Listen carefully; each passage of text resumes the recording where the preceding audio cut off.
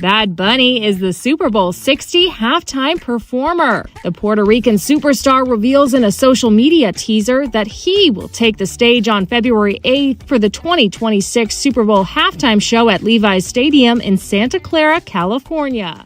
It comes amid a busy year for the star who just wrapped up his 3-month 30-show residency in San Juan, Puerto Rico. He's also fresh off movie roles in Caught Stealing and Happy Gilmore 2. The Moscow Mule singer is also hosting the SNL season debut on October 4th. Bad Bunny's turn on the world's biggest stage will come 1 year after Kendrick Lamar became the first rapper to headline the Super Bowl as a solo act. Prior to Kendrick, Usher became the most watched halftime show of all time, and in 2023, Rihanna announced her pregnancy during her Super Bowl spectacle. Now the countdown is on for Bad Bunny's big moment.